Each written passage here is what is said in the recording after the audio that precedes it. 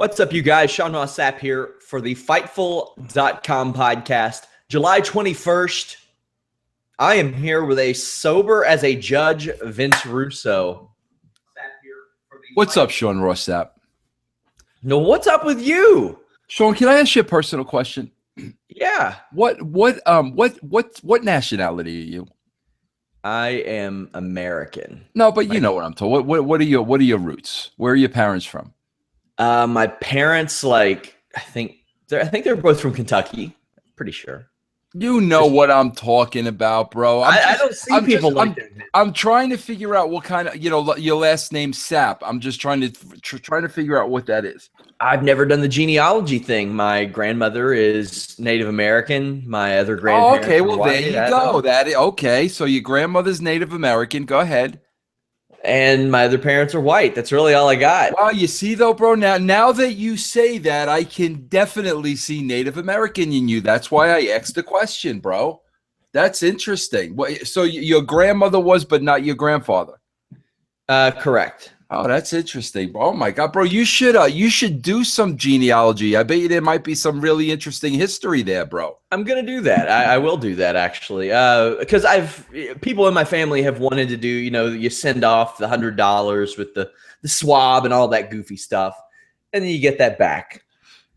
So Sean, your grandmother was Native American on your mother's side or your dad's side? Mother's side. So your mom has Native American in her. Yeah, but that's where it stops. You can't tell by looking at her. If you were to see my grandma, you'd be like, well, okay. Yeah. But if you were to see my mom, you would never suspect that. Really? Huh? So but I can definitely see that in you. So I don't know, maybe it passed a generation or something. Yeah, I mean, just as long as you don't call me Tatanka or anything like that. No, bro. I mean, I think it's pretty cool. I would want to find out more if I were you. I bet you there's some history there, bro. I'm going to look into it. Now, I know one thing. You were smoking a peace pipe on Monday, Vince Russo, on the brand. My pipe right here, bro. The peace pipe, bro. Bro, listen, I say when I say I'm going to do something, I do it, bro. I said I was going to do it, and I did it. And I got to be honest with you, bro, as a total shoot, it definitely helped me. It 100% helped me watch Raw. Now, I want to go ahead. I want to expand on this further. Do you think it should be – well, I mean, it's not – it doesn't cause a suspension for WWE superstars. Yeah. Do you think that marijuana is something that more pro wrestlers should be allowed to use in order to cope with the damage that they put themselves through in the ring? Oh, my God, absolutely. Bro, I just did an interview, and I'm sure you know, Sean, with Sean Morley, Val Venus. And, bro, anything you want to know about marijuana but was afraid to ask Captain Cannabis. And he has studied this, bro. The cool thing about him was, bro, he was addicted to painkillers. And every time he tried to get off, he was going through horrible withdrawals. So somebody smartened him up and said, bro, if you smoke a little marijuana, it will help you get through those withdrawals. And sure enough, he did. And it did exactly that. And I mean, the guy's been swearing to it ever since. So, yeah, bro. I mean, come on, bro. Not for anything. I mean, here's the one thing it really does for me. It helps put me to sleep. The amount of time these guys spend on the road and traveling town to town. Bro, can you imagine being one of the boys and by the time you get to your destination after an 18-hour day, you're all revved up and you can't fall asleep? You're going to tell me it's going to hurt a little bit to smoke a little marijuana so you could fall asleep? Come on, bro. We all need to grow up, man, I couldn't imagine the rigors of being on the road to that extent. I do spot shows here and there, maybe 3 or 4 times a year I wrestle, and I feel it throughout the year. I spoke to Muhammad Hassan earlier in the year for that feature I did, and he's actually involved in this lawsuit, which I won't talk about that, but when I interviewed him, he wrestled for maybe 4 or 5 years, and he told me that 10 years after wrestling, every time he shovels the snow, he's like, I remember that bump. I remember this bump. No. Hey, Sean, I could tell you this, bro. And listen, I was a writer. I wasn't a worker. I was a wimpy writer. But I mean, Sean, I could tell you this, man. Every week when I would go on the road, when I got home, the next 24 hours, like I was just useless. I mean, I physically could not do anything because I was just exhausted and spent. Can you imagine these guys when they got to turn around and wrestle the next night? Yeah. That's crazy, bro, you know? And a lot of times it's even worse the day after that. Right. You have the 2 days as well. Yeah. Not necessarily a user, but I am an advocate of marijuana. So I hope that some things get done. Kentucky always has an uphill battle with wrestling in general because it's regulated. But that's another conversation for a whole nother show. I might talk about that, guys. I'll be back tomorrow. Actually, I may do it this afternoon, depending on how heavy the news is. I promised you all I would come back, do a solo show, talking like NXT Cruiserweight Classic and all that stuff.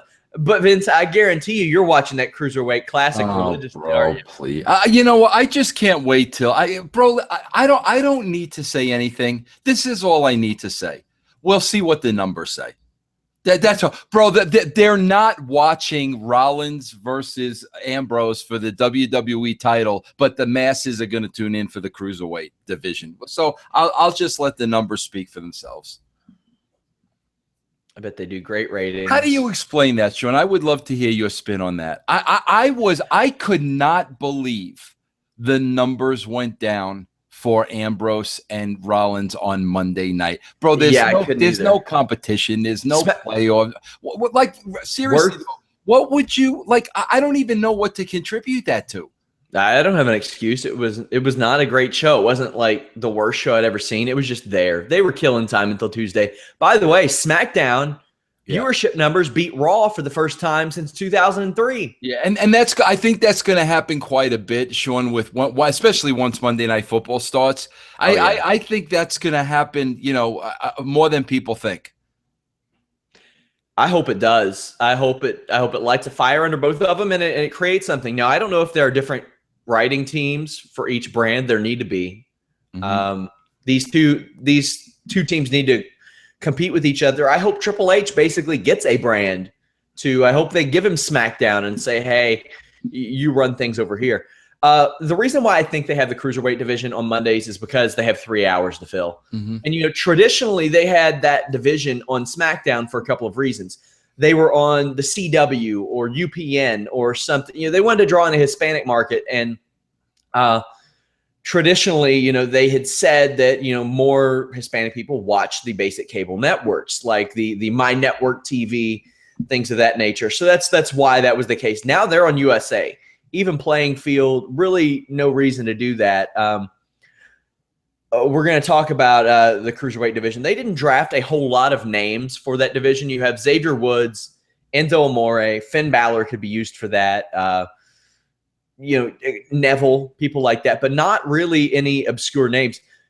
Sin Cara, who we will be talking about in a little bit, Vince, believe it or not. He's on that show. Kalisto is on SmackDown. And it's probably a good thing that he's on the 2-hour show that doesn't require many promos. Did you see that promo that he attempted to cut on the Draft Center?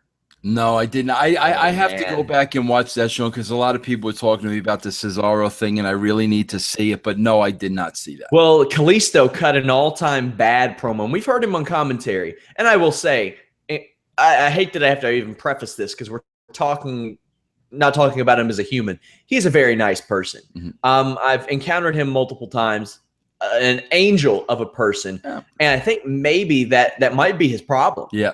That he's a little too nice. Bro, I've seen that a lot, Sean. I mean, trust me, with the guys I work with in the past, I mean, if they were nice guys and, very low profile and softly spoken, man, sometimes it's not easy to pull that promo out of them. So I definitely get that.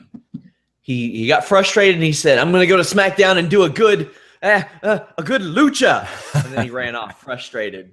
And I was like, no, why? He's so good in the ring, but that's gotta go.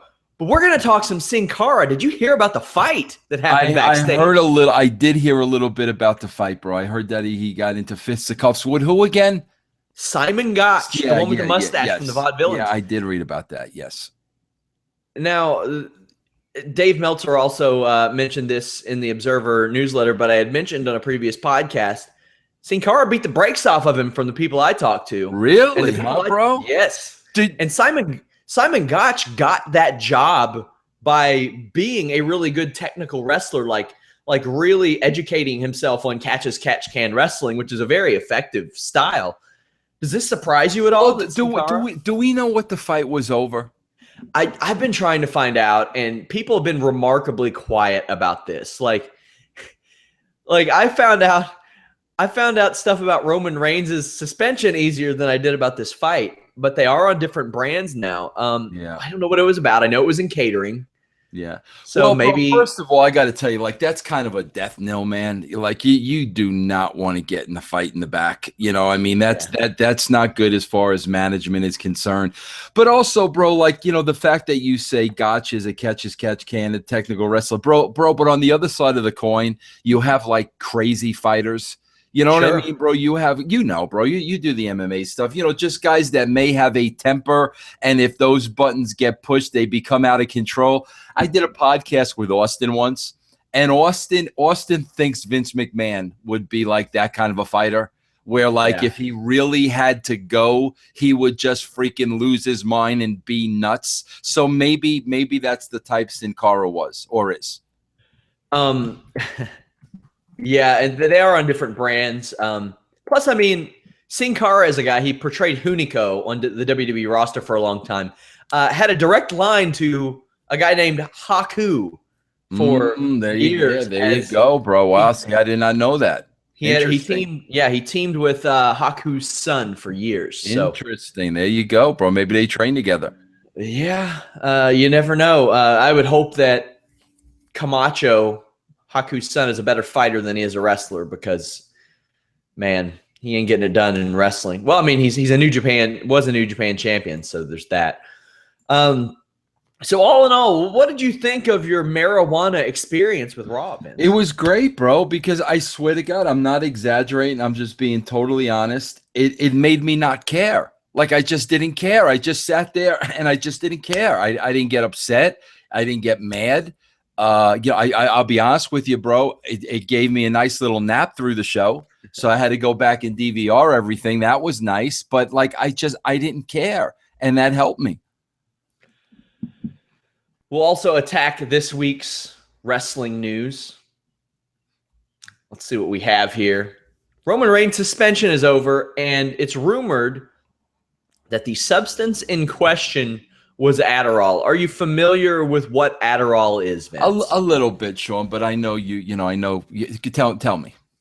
Now, I do have ADHD, and I do not medicate myself for it. I find that it actually helps me with the fast-paced news world. Like, you know, I'm covering MMA, pro wrestling, and boxing. So I like having ADHD. It really helps. It allows me to balance all this stuff. And, you know, some people say, well, medication can make you focus. Adderall is one of those medications. That along with Strattera, I'm not sure how prevalent Strattera is anymore, but it's basically replaced Ritalin as the primary ADHD drug. You'll hear of a lot of college students staying up and all night and taking that. Actually, I had jokes that said Roman Reigns must have had some crazy finals that morning or something like that. You'll hear a lot of NFL players use it as an excuse because the NFL doesn't always disclose the substance because of HIPAA laws. So NFL players will say, well, I failed due to Adderall, because it's like one of the least offensive substances that you could fail for. It is a stimulant. If you don't need it, it can very much have a reverse effect. Like it can really mess with you otherwise. This, you know, if this is the case, do you think that this is, you know, it's obviously much better than PEDs, Vince? Bro, was this what Adam Rose got busted for? Yes, and he posted his yeah, bro. And let me tell you, when he came on my show, he basically said that that made him a different person. Like that he could not vote. Like, bro, he said to me, like, he couldn't read a page in a book. He said, and once he got on that, man, it made him a completely different person. That's where I struggle with it, bro. If this stuff does, if it does what it's supposed to do and it helps people out, bro, the whole drug testing thing, bro, how much of it is for WWE to really cover their ass? But on the other side of the coin, if somebody is taking this and it's helping them live a better life, come on, man. Like, I don't get it. Well, I tell you, I do have ADHD, and I'll tell you what helped me out, Vince. Boom! I knew you were going there on it. I knew you were doing that. So you didn't get me, bro. You haven't gotten me in months. You haven't gotten me, bro. You haven't got me in months, bro, with the segues. Months. I'm bored with it. I'm bored with it now, bro. I bet. On it Alpha Brain really helps me. I'm not bullshitting you guys. On it Alpha Brain is what I use. I don't want to say temper my ADHD because I like it, but it really helps me focus. It really helps my memory, especially when I'm like looking to I'm writing a story. You got to remember like minute details. Also, it helps me or recall words and things of that nature. It expands my vocabulary, which I don't really like to expand upon that much, but it does help, especially when I'm writing. On it Alpha Brain, my favorite supplement. You can also go there, get T+, another great supplement from them. I always put over their kettlebells. I love kettlebell workouts. They have the coolest kettlebells I have ever seen. Go to our podcast page, click that link, and it'll open up a host of sales from On It for you. So check that out. I'm hoping that we will add a banner to the main page soon. But happy to be working with our good friends at On It again. Supplements that people like Triple H, Cesaro, Seth Rollins, UFC fighter Rose Namajunas, they use. You'd like Rose Namajunas, Vince. Is that a dude? No, it's a chick. Oh, okay. Yeah, I would like it then, probably. She's pretty good. She's pretty good. About 21, 22 years old. Beautiful girl. Just up and shaved her head. She said that shit was getting in my way during training, and I want to beat people up. Bro, you know what cracks me up, bro? Let me that you bring this up, Sean. I'll bring this up to you because this is what cracks me up. Bro, what about the women's title in UFC flip-flopping all over the place? Potato. Right? Yeah, but bro, meanwhile, when you do that in wrestling, you get, as a writer, you get criticized. And I used to sit there and I used to say, you mean to tell me that the title could not switch every single month? That's what makes me laugh about freaking wrestling fans, bro. I think in wrestling, much like MMA, you have the special people like Demetrius Mighty Mouse Johnson, John Jones, Anderson Silva, who should hold the titles for a long time. And then you have situations like the women's title, where some of these people, styles make matchups, styles make fights. Yep, I agree. They flip-flop and they're out of there, and Ronda Rousey could be your next women's champion. It's very, very likely. I never understood how flip-flopping a title diminishes the title. To this day, I don't understand how people think that way.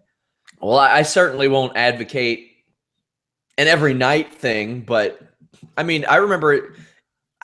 And maybe I just wasn't on the internet as much. I was on some boards in like 99, but that era is remembered as a very fond era, like 98, 99 in WWF. And there were like 3-month title reigns all the time, 2 months, 1 month, right. All the time. Everybody wanted the belts. The belts were important. And when you got a shot, you did your best to win the belt.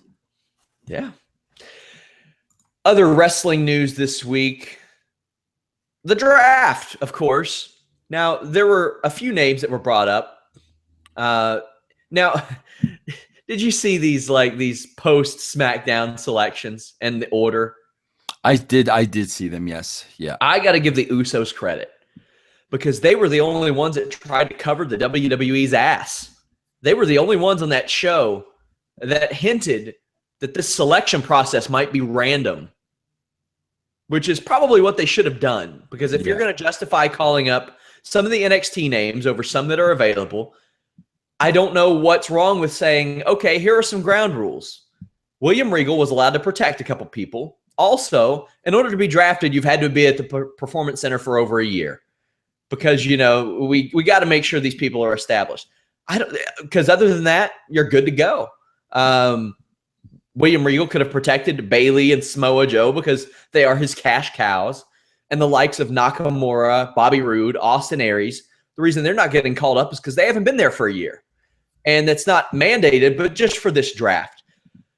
Alexa Bliss got called up. Are you familiar with her? Yes, I drafted her. Yeah, I am. I drafted her. Yeah. And by the way, bro, speaking of the draft, like you, bro, did you railroad me with that supplemental draft? What a freaking joke. Well, I woke up the next morning, you sent me the supplemental draft, bro. I'm like, right there, it was over. It was done. All right, bro. I got homered. Why were you in charge of the supplemental draft and not me? You are not going to do that supplemental draft. You're right. I wasn't. You're right. That's exactly. I think we used a combined one person off of those supplemental drafts. So, bro, I love the fact that I drafted Sami Zayn and he didn't make my WrestleMania card. That's all I care about, bro. That's all I care about. So, guys, here's my plan. I tried to swing a trade with Vince, and I was at an NXT event, and Vince was trying to hardball me on Sami Zayn, and I knew he wasn't going to use him. I was going to make Sami Zayn and Kevin Owens team up as the odd couple and face the New Day for the tag titles. Then I was going to have American Alpha in that NXT versus Attitude Era match. By the way, boy, did I ever destroy you? Oh, bro, listen, it was obvious to everybody. You played to the IWC geeks with your picks, and bro, I swear to God, I looked at your WrestleMania card. I never even heard of some of those guys. So I'm gonna buy WrestleMania, bro, to watch people I never even heard of. Come on, bro. You played to the audience, bro. You drafted who they would have drafted. Everybody was eligible. Everybody was eligible to vote on this, not just IWC nerds. I hate that term, Vince. Everybody has the internet. We'll call them Nimrods then, okay? People have heard of Braun Strowman. People have heard of him. People have heard of Baron Corbin. People know who it doesn't matter if you heard of them or not. As when you see them, they're impressive. So when you see them, a casual fan is going to say, "Who's this guy?" I had Big Show versus Shaq. When I see Sami Zayn, you know what I'm going to say? Taxi, yo. That's what I'm going to say. When I see Kevin Owens, you know what I say? Hey, bro, you forgot to trim the edges. You forgot to trim the edges over here. That's what I'm going to say, bro. When I see Braun Strowman, I know he's somebody. Vince, you realize that you are the IWC nerd now. You're on camera every week bitching about pro wrestling. Yeah, bro. You're him. The only difference between me and everybody else is I make damn good money doing it, bro, unfortunately. So do I. So we have that as well. So Alexa Bliss, I don't know if you've seen any of her recent work. She did a heel turn a few months ago with Blake, probably about a year ago. She was this little fairy that threw like pixie dust and sparkles and all this.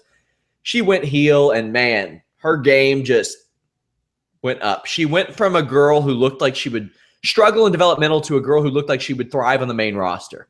Very thrilled to see her. Now, Vince, I have to ask you, what is Vince McMahon's fascination with screwing up wrestlers' relationships? And bro, I talked about that yesterday with my buddy Jeff Flame. That bro, if you don't think that's not purposely done, you're out of your mind. That is purposely done. That, bro, this is what I don't like about the WWE, bro, and it's always been this way. It was like this when I was there. They just like screwing with people, bro. It's just like stupid. It is. They like screwing with people because they can. They get a big laugh, a big ha ha, and at the end of the day, it's so freaking immature. It's not even funny, bro. These guys, they give their bodies, they give their lives to the freaking company. Can you let them spend time with the people they love? Like, honestly, is it that funny to you that, okay, we're gonna put Paige here and Del Rio over here, and we're gonna put Kaz here and Carmella? Bro, they're such freaking babies. That's what I hate about it, man. I saw Del Rio's draft speech, and I was heartbroken for the guy. Heartbroken for him, because you could tell he was trying to be excited. He was trying his best. But you could tell, almost just see what was on his mind. His girlfriend's on another brand. They purposely do that, bro. That's how they get their shits and giggles, and it's so freaking immature. It's such a level of immaturity. It's not even funny, bro. I absolutely hate it. Big Cass and Carmella split up. Yeah. I mean, they were already split up, but split up even further. Yeah. Alexa Bliss and her boyfriend Murphy. I mean, Murphy wasn't coming up. He just probably wasn't coming up. Maybe he will in the tag division eventually, but that one's not as egregious as some of them that I saw. But I was like, why do you do this? What's because they can. They can. That's why. Because they can, bro. That's people with egos, and they've been that way since I was there. So I mean, and I know long before that they were that way. But it's just so immature, bro. Please. I'm gonna look at this draft center. Carmella went to SmackDown last. Now you mean to tell me that they couldn't have put Alicia Fox on SmackDown instead of Carmella? Alicia Fox, who is very good in the ring and more experienced than Carmella, and SmackDown desperately needs a little bit of that. Bro, I hate to break the news to them. Honestly, Alicia Fox, with Nikki out and Brie gone, Alicia Fox is probably the hottest freaking girl they have. Now, I'm all for, Charlotte's a great worker. Becky's a great worker. I'm all for great workers. You could put one hot girl on the show, and Alicia Fox is probably the hottest female they have on the roster, maybe outside of Lana. But I put her on the show. They got Alexa Bliss. I think they'll be doing all right. Bro, does your fiance know you're talking like that about Alexa Bliss? You see, I've been married for 33 years, so my wife don't care. You're not even married yet, and you're all googly over Alexa Bliss, bro. Well, really? my fiance knows Alexa Bliss. I mean, we met her, we've interviewed her, so. And that makes it even worse, bro. I shouldn't say no as in like they pal around. They my fiance goes to the Arnold Classic and helps me with coverage, actually. She takes notes for me. She'll, like, if I do interviews, she'll film interviews and things like that because I don't want to drag a team member along, and she wants to go anyway. And we met Alexa Bliss. She was incredibly kind. Don't you think it might be a good idea to keep the fiance away from the wrestling business, bro? It's the Arnold Classic. She's going to go anyway. All right. Remember I told you that, bro. Hey, you're not going to see me dragging her like if I'm going to Cleveland to cover the CM Punk fight. She ain't going to be there. But like, I don't mind taking her to an NXT show that I'm taking in to enjoy. Like, she went with me last Friday, and we just enjoyed the show. I don't mind doing that because she does like wrestling to an extent. And bro, what is this we can't, like, seriously, is there a rule or something at NXT events that you can't use your phone? Okay, so you're not supposed to live stream there. That's really it. You can't take in long lens cameras, which sucks because I wanted to get some pictures for the site. As I'm sure you've known in the past, Vince, owning pictures is important for a website. Bro, let me ask you a question. Now, here's what I don't understand. What would they not want the publicity? See, that's how the WWE is. It's like, bro, I don't care who you are. No publicity is enough publicity. No, but they don't need the publicity, bro. Why wouldn't you want people bringing in long lens cameras and putting NXT pictures all over the internet? Like, that's what I mean. They do crap because they can. Fortunately for me, the good people at the Arnold Classic every year credential me and my fiance. They credential both of us as photographers and writers, and I'm able to get a ton of stuff. Like, because Triple H and Arnold always show up there too, and like one year they had Hogan and Ric Flair, so I'm able to get pictures. They are a very important resource to a website like ours that, we don't want to, go out and spend thousands of dollars on photo subscriptions when a lot of these photos I can go take. Now, MMA fighters, it's much more difficult because you're never going to have an entire roster of MMA fighters in one place. Right. But pro wrestlers, I'm able to get a giant roster of them in one place. So yeah, it's kind of weird. I was able to take some video, and they do cool things at NXT events, Vince. They did like a little curtain call last week with some of the call-ups, and videos like that blow up, and it makes people a little more interested in NXT. I don't get why they don't allow that. Now, Mojo Raleigh got called up, Vince. What do you make of it? I have no idea who that is, bro. That's because you ain't hype. I'll say this. He isn't ready, but he's as ready as he'll ever be. He tags with Zack Ryder in NXT, but it was reported this week that Zack Ryder's former tag team partner, Kurt Hawkins is also rejoining WWE. We're going to get the lowest of the low card feuds. Zack Ryder being pulled remember how Roman Reigns and Brock Lesnar, they pulled that championship back and forth between them and that cheesy ass. Yeah. Oh, yeah. We're going to have these two guys pulling their tag team partner in between them, I hope. Bro, you know what the sad thing is, with all due respect? What does it matter who goes where if the writing is still going to suck? Who freaking cares, bro? Zack Ryder, Mojo Harrison. Bro, if the writing still sucks, nothing is going to change. That's why I'm not, I watch the draft. I'm like, okay, great. It doesn't matter. I'm not going to get excited over what the fake matchups could be for a fake fight. Unless the creative changes, none of that matters.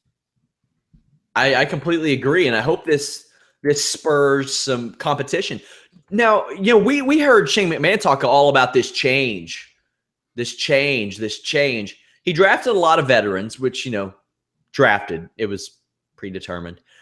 Do you think they're going to shoot the show different on SmackDown? Do you think there will be any noticeable changes? No, absolutely not, bro. And if I'm wrong, I will be the first one to come out here and say I'm wrong. But Shane McMahon showed up 5 months ago, and we heard about all those changes. So you're going to tell me, okay, they waited 5 months for the draft before they made changes. Meanwhile, every week, every month, they continue to lose more and more and more of an audience share. So no, until they show me something, and I will be the first one to say, you know what, I was 100% wrong. But until they show me something, I don't believe we're going to see change. I hope they do. Like I said, I hope this is the catalyst, but now each one of these brands is going to have to put out 7-8 match pay-per-views. I don't think we're going to see the expansive pre-shows as we had previously, probably on the big shows like SummerSlam, Survivor Series, if that is indeed a big show. But yeah, I mean, they without calling up the likes of Bayley or Samoa Joe or Shinsuke Nakamura, it's going to be a little bit more work. There are rumors that the next batch of call-ups is in like October, but some of these are going to require a little more help. Now, what I'll ask you, Vince, with the names that they took, I mentioned the 5 names that really they have for that Cruiserweight division on Raw: Neville, Xavier Woods, Enzo Amore, maybe Finn Balor, and Sin Cara. Would you put one of those names, and probably Sami Zayn, how would you start that off? Because you have to start it off, you know how they always do. They start off and act like something is important, then they give up on it a few months in. But how would you start it off in order to at least try to get it over, even if you don't think it will get over? Well, Sean, let me ask you this. Do you really believe it's going to be a division? Or, bro, do you believe it's going to be more like the Classic where they're going to just bring a lot of guys in and have a great X division or a cruiserweight match and it's going to be one and done? I mean, that's what I think it's going to be. I cannot see them having a division with guys and characters and stories. I mean, this is all about the match. So, like, I would think they're probably going to do what, WCW did 20 years ago and, bring in a lot of guys and just have a one and done. That's what I would think. This is going to be a very interesting thing to see. Are they going to do a title for? I mean, they would have to do a title, you would think. And I'm okay if they add a title like that on a 3-hour show. I'm also wondering about the ramifications of Superstars and Main Event. I can't believe I'm saying that. But with less screen time, I mean, I wonder if those shows become more important. I can't imagine anybody wanting to watch those, especially when you can go to Fightful.com and check out our own Alex's recaps of them, which are much better than the show. He makes it very entertaining. Like I've told people, you can get a show recap anywhere. You can only get Alex and Ryan's recaps at Fightful.com. I almost think, Finn Balor has that history of IWGP junior heavyweight and all that stuff, but he was drafted so high, I don't think that they would use him for that because I don't know how seriously they're going to take it. Yeah. Meanwhile, Enzo's in the tag division. I don't know if Sami Zayn makes the weight or not because they enforce it. They made these guys do weigh-ins at the Cruiserweight Classic, Vince. Yeah. Well, bro, we've seen a pattern. There's a lot of things they don't see through. This sounds great on paper. The audience that they're catering to, their little niche audience, they're going to get all excited over this. Let's just see how it pans out. Yeah, excited to check that out. Yeah, one of those Cruiserweight Classic guys had to cut like 20 pounds to make that weight. Pretty insane for a work sport, but you'll have that. Maybe he should take on it. He should take on it. Also, nobody's ever failed a drug test for on it. Everybody getting popped these days. There you go. So the announce team had a major shakeup. You aware of this? Yeah, I heard about this. So Lawler's out, right? Lawler's out. He's joining Booker T on the pre-show. Right. And there was no place for Rinaldi, right? Mm-hmm. Yeah, Ronaldo. Ronaldo is on SmackDown. He is with JBL and David Otunga. Oh, okay. All right. Well, that's good, bro. That's good. Michael Cole is on Raw. Right. He is with Corey Graves and Byron Saxton. And I think I kind of understand this. A lot of people wanted Corey Graves with Mauro Ranallo because Corey Graves is just unbelievable. But I see what they're doing here. It's pretty transparent. Graves with Cole, an experienced guy. Ranallo, he's experienced, but JBL within WWE circles, experienced. Otunga and Saxton are like mirror images of one another. They're just here to say, well, I don't agree with that. And then they don't say anything else. Yeah, yeah. What do you think of the shakeup and the idea to take Jerry Lawler out? Well, I don't know, bro. Listen, I think I personally bro. I'm not a big fan of JBL. Just on color. I mean, I'm just not.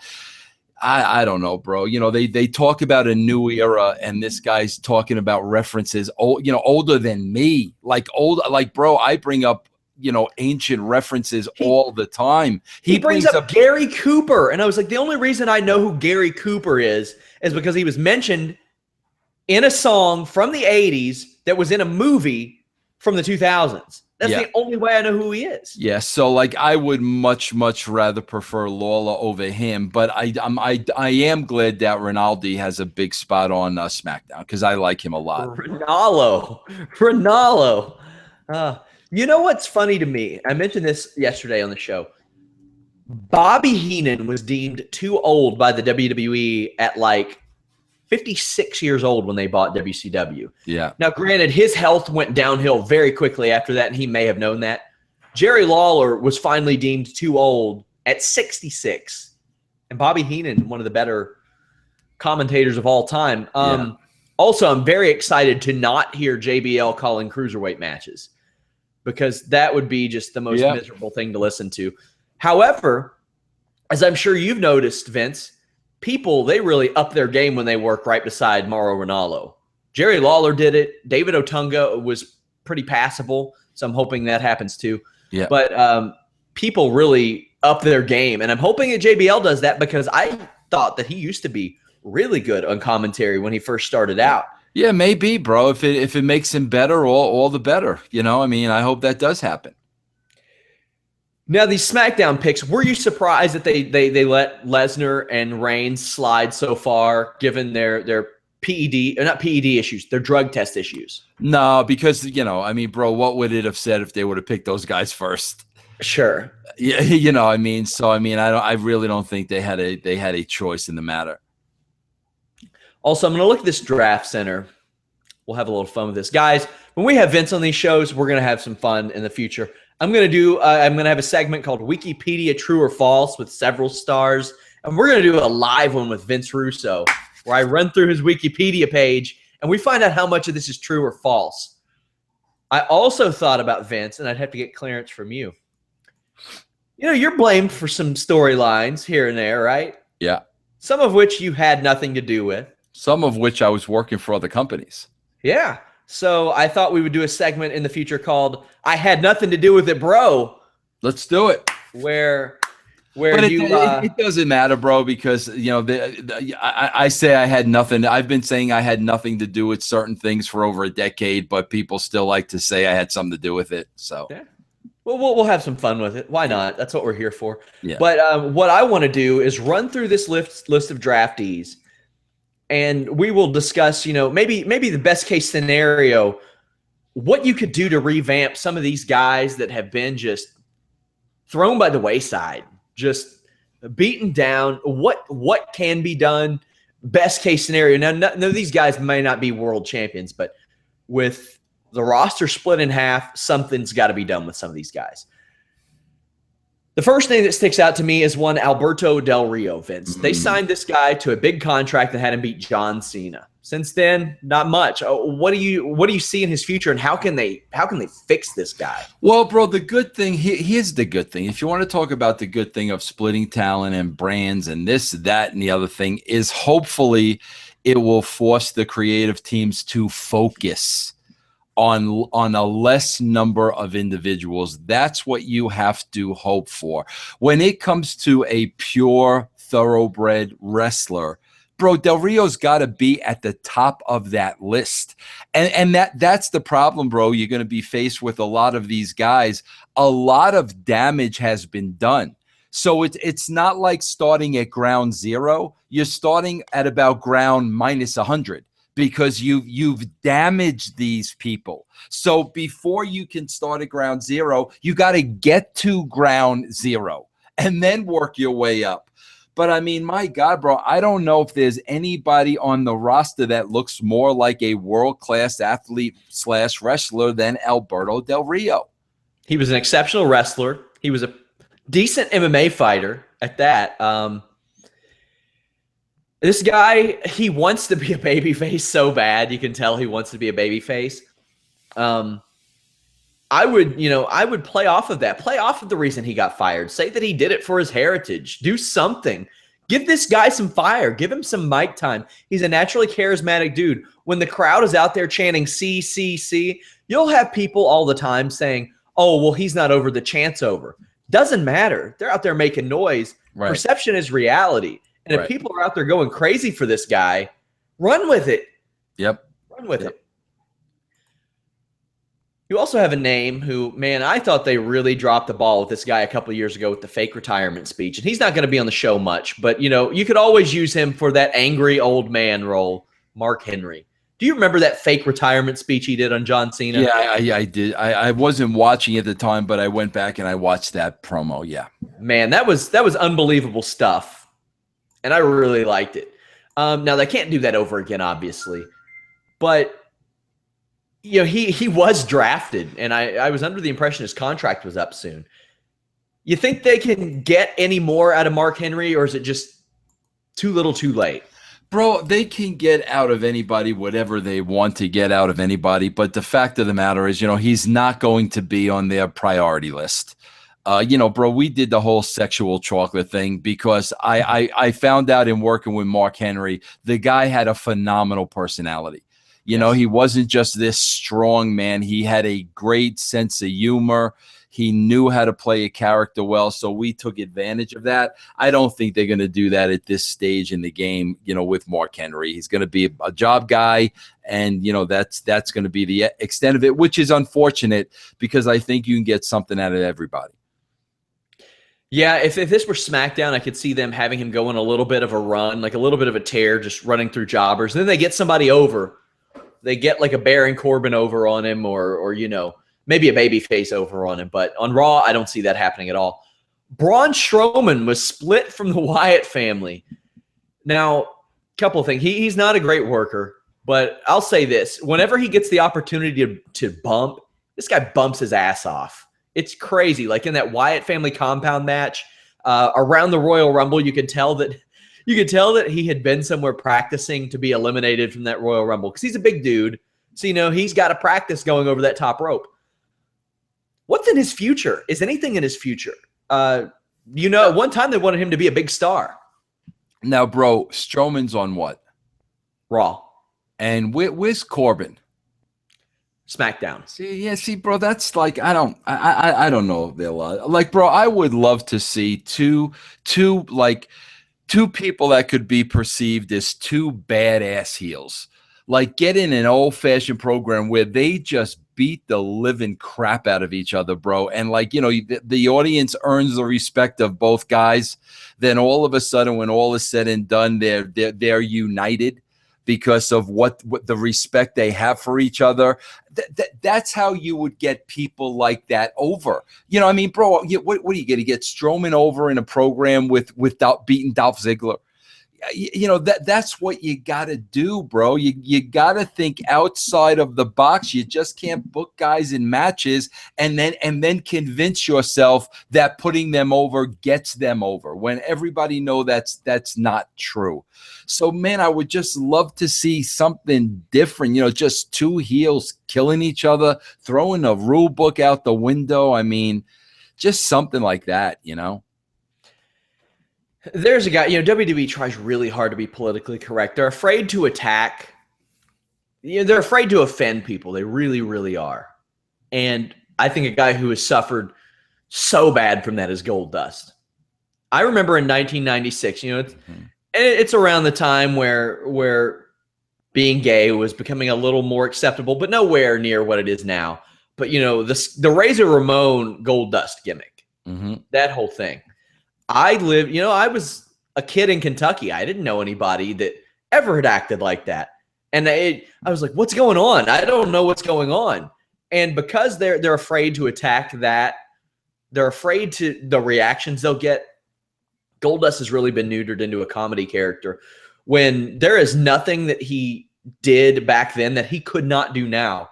Not only that, it could almost have a reverse effect. If somebody did get too offended by just how he acted, if he wasn't coming on to them, that could portray him as a heel, like a xenophobic heel. But they're afraid of portraying on-screen talents on an entertainment program as xenophobic or abusive, or it's weird. They're television characters that they try to portray as real people, but they say entertainment at every point. Yeah. Why do you think that is, Vince? Do you think it sponsors? Like what's going on? It was that, bro. First of all, the whole idea behind Goldust was he was playing on people's homophobic fears. That was the whole idea, bro. He wasn't gay. Bro, the whole idea was the whole acting thing. And we went to the Oscars and all that. We were basically saying he's acting. You know, he's playing off the home. We told that story, but because sponsors wanted to pull out and everything, you know, people got cold feet. Bro, he would have been one of the biggest heels of all time. He was on a roll and he was climbing that ladder. He would have been one of the biggest heels of all time. But I will tell you this, you know, Sean, one of the most intricate characters I ever had to write for, where every single word had to be crafted. And, you know, he was so good, Dustin, that he was able to pull it off. I just don't think they have that capability to do this today. You know, based on what I see, I just don't think they have the capability to do something like that, even though it would be phenomenal. They never approach anything. You have Darren Young, who isn't playing like a stereotypical gay person like you saw in like the 80s and 90s on television. Like, what if you had just a Rusev or somebody, you know, feel uncomfortable around Darren Young, and that led to a feud? Bro, what? Go ahead, Sean. I'm sorry. And then you have Bob Backlund come out there and cut a promo on Rusev, say, "This is 2016. Get over yourself." Well, bro, what if, better yet, what if you had Backlund not know and then let back, you know what I'm saying? I mean, bro, there's so many freaking things you could do with it. And bro, there's so many things you could do with it to put a positive spin on it. Yeah. But that, see, bro, that's the problem. Every idea has to come down to Vince McMahon. And it's 70 years old, bro. He's just not capable of opening up his mind and thinking that way. So everything comes back to him, bro. That's why you never see anything so outside of the freaking box. And really the thing is, it wouldn't be that outside of the box. It would be outside of the box for WWE to do it. Right. Of course. Exactly, bro. You don't have to have Darren Young out there portray, speaking with a lisp and things of that nature. I mean, bro, I can remember, vividly, when Ellen came out of the closet on her show. Bro, we're talking, that was 20 years ago now. 20 freaking years ago, bro. You have people, Brooklyn Nine-Nine. I hate network sitcoms because they're usually really corny. I watched this Brooklyn Nine-Nine show with Andy Samberg, and their captain is gay, and you would never know it, like, based on the stereotypical portrayal. And you know what? That has gotten Brooklyn Nine-Nine a lot of positive attention for their portrayal of a gay character. Why not do that in the WWE? And bro, that's the thing. At the end of the day, you want people talking about you. Bro, is there going to be any water cooler talk over a cruiserweight division? I mean, there might be. No, there won't. Maybe where you work, Sean. Okay, outside of where you work, right? No. Vince, this is water cooler talk to me. Well, that's what I'm talking about. You and your wife are going to be getting a glass of water tonight, and you're going to be talking to her about the cruiserweight division. That's I'm not what going to be talking about any wrestling tonight because it's Thursday and it's my night off. So I'm not talking about any wrestling tonight. Well, what about TNA's not added to your calendar? Ryan covers that. I watched that later. Okay. Ryan, our great correspondent, Ryan Cook, covers that. Wednesdays, I kind of have the night off. I don't do play-by-play of any shows. I'll do occasional Ring of Honor pay-per-views, and I do play-by-play of UFC pay-per-views. And then I do the news. I do the podcasts. I update the site. I direct traffic, things of that nature. But I don't do any play-by-play. I think personally that I need fresh people for play-by-play because, in my opinion, if you've covered play-by-play for years in a row like I have, it gets to be a little challenging for you. But yeah, I definitely I hear that, bro. So what I hope to do is have these guys do play-by-play, make it fresh for these people. And if it gets to the point to where it gets challenging for them to do it, I might have them switch shows or maybe do more news stuff. But yeah, trying to keep things fresh here at Fightful.com. By the way, if you all haven't visited Fightful.com, please do so. Site's not finished. We're hoping by tomorrow, waiting to get an update on that. But we will have forums. Our comment board will be updated. We're going to have registered user, like premium content, absolutely free. You'll never have to pay a dime, no credit card. You just register on the site, and you'll have access to my podcast with Vince every week, my podcast with Showdown Joe every week. They will remain on YouTube, but we will unlist some of them. That way we can give them to you as registered members only content. Also, Vince does a lot of writing for us as well, as does Showdown Joe. I have a feature coming out later today that may normally go under that section about Chris Cyborg of the UFC and Invicta wanting her own division, which I think is ludicrous. We got a lot of cool stuff coming up on Fightful.com. We cover MMA, boxing, pro wrestling, and the crossover that happens there. I don't think anybody covers the crossover in those three better than Fightful.com. Also, there are tabs on the site. If you do not give a single shit about MMA or wrestling, you can filter that out. Pretty cool stuff. So we talk about WWE going outside of the box, Vince. A lot of these guys are people, Jack Swagger, every time I see him, and he's another guy where you hear, well, he's not over, the chant's over. I don't care. If you've got a guy that you've beaten down as much as Jack Swagger and people are making noise in his general vicinity, I would try to use that to at least get somebody over, build a program to get somebody over. If you're not going to get him over, why do you think they're so hesitant to do that? And do you think, I mean, I know you've said you don't think it'll necessarily change. Is there any hope for it to change? No. Sean, I'll tell you what. I love your way of thinking. I really do, bro. And you would, Sean, let me tell you something. I mean this. You'd be a good booker. You really would, bro. I've heard some of your ideas, and I like the way you think. You have a very open mind. Bro, I had Adam Rose and even Sandow, on the show recently. Bro, they made it clear when you're in the WWE, you're put in a spot. You're in a spot. They wedge you into a spot, bro, and it's almost impossible to get out of that spot. So unfortunately, let's look at the people you named, bro. Jack Swagger. In their mind, he's in his spot. Mark Henry is in his spot in their mind. Alberto Del Rio is in their spot. That's why they're not going to do anything with these guys, which is ridiculous, Sean, because when you have a roster, you should be trying to get everybody on that roster over. The more people you get over, the more money everybody's going to make, the more people are going to watch. But the fact that they've got people slotted in to certain positions, that's how they're thinking, bro. That's not going to change. I think that's a shame because Stone Cold Steve Austin was a guy who I wouldn't say beaten down by WCW because he really wasn't beaten down by WCW. There were some questionable, like him losing a match in like 20 seconds deals, but he was a guy who was given several title runs but was never that top guy. And he came to WWE and he became the biggest thing ever. Yep. And there were no plans for him ever to be. Ever. It was all organic. Kevin Nash was in a wizard outfit. Yep. In WCW. Yep. All organic, bro. Hey, one thing I noticed though, Vince, 3.75 years after Kevin Nash performed in Ninja Turtles 2 as Super Shredder, he became WWF champion. There you go, bro. That means that Sheamus only has about 1,299 more days to go. There you go. After his Ninja Turtles role, he's coming back, you guys. Year-long reign. It's going to happen.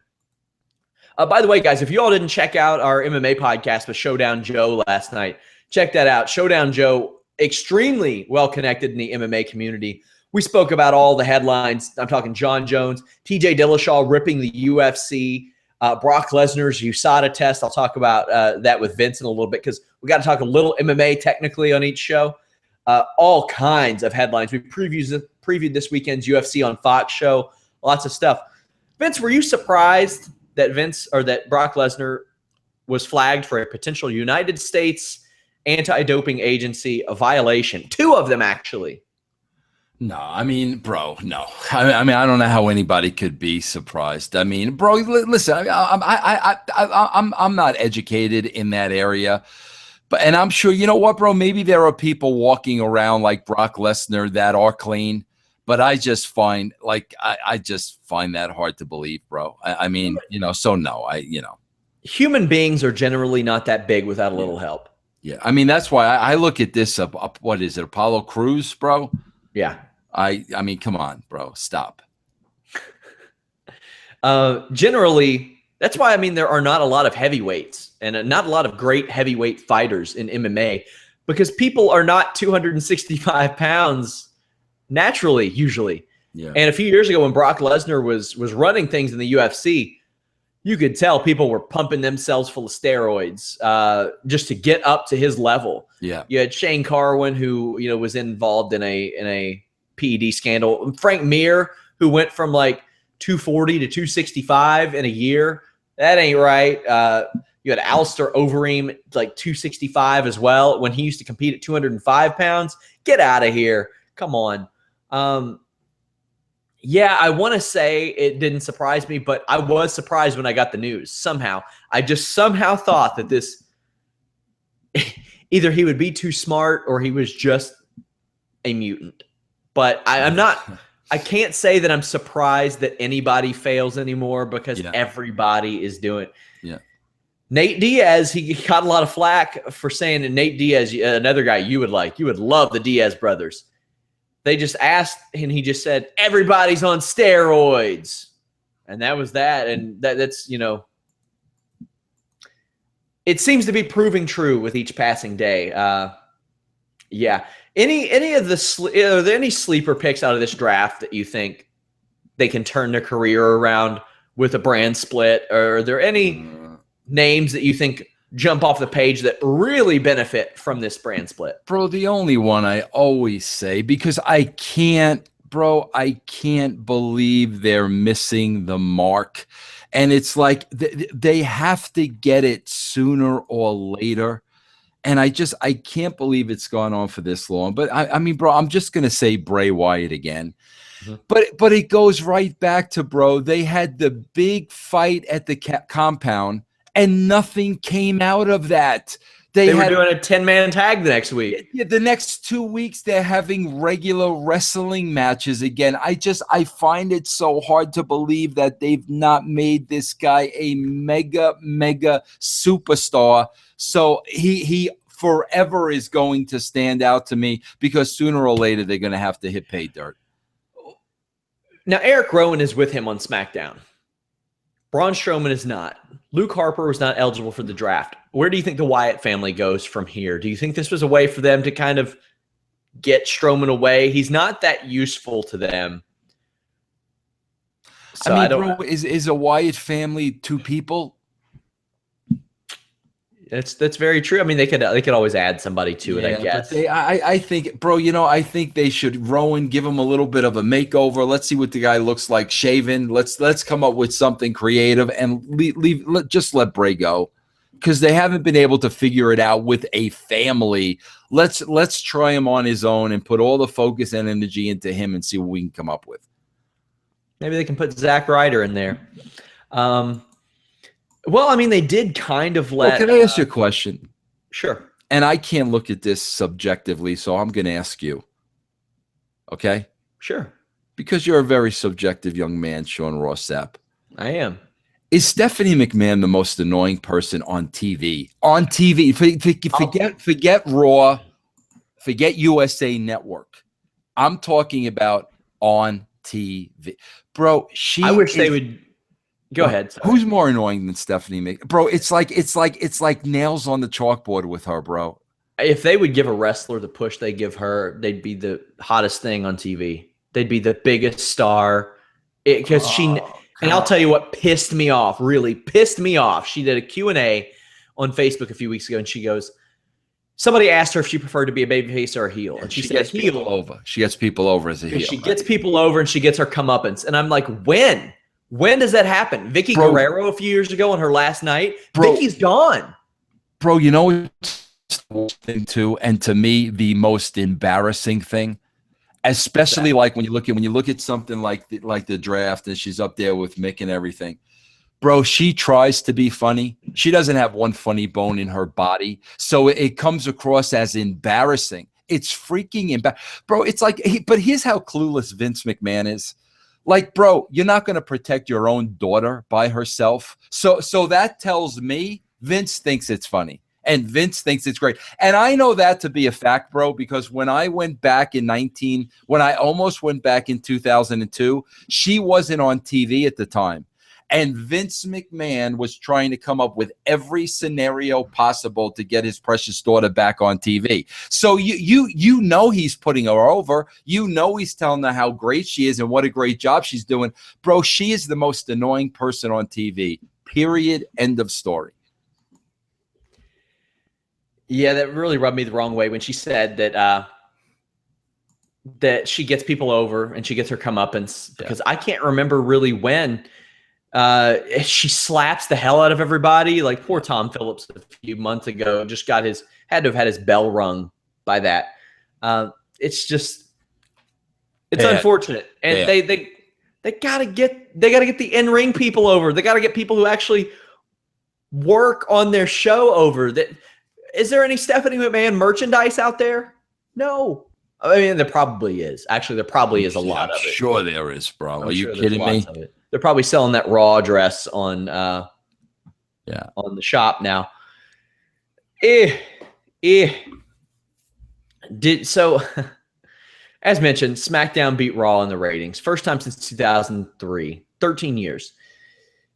You said that when Monday Night Football starts, that'll happen. Do you envision this being a regular thing even when Monday Night Football isn't going? SmackDown they have Randy Orton, they have John Cena, people know about, and to a lesser extent Dean Ambrose, AJ Styles, Bray Wyatt, things of that nature.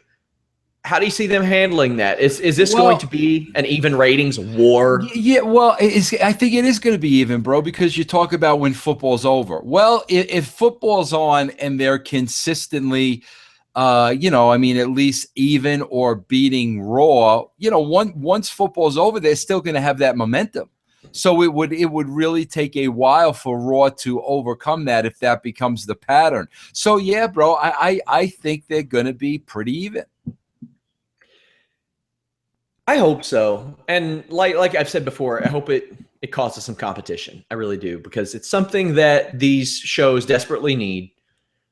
You know what's going to be interesting is to hear the backstage squabbles that go on over which NXT talents in the future that get called up get to go where.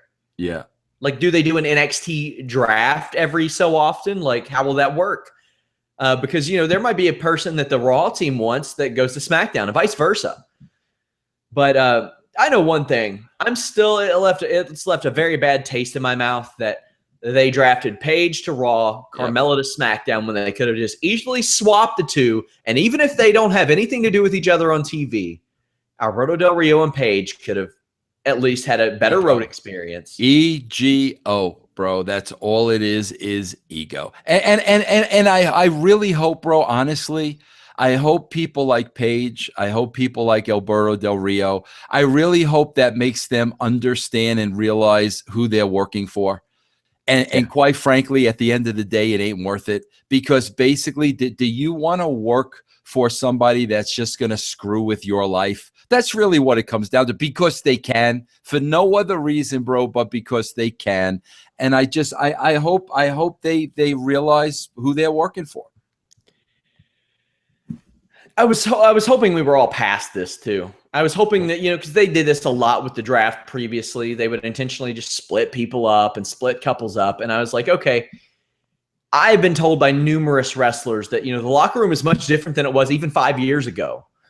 That when a lot of these older guys kind of went away, that the locker room changed and it's a lot lighter.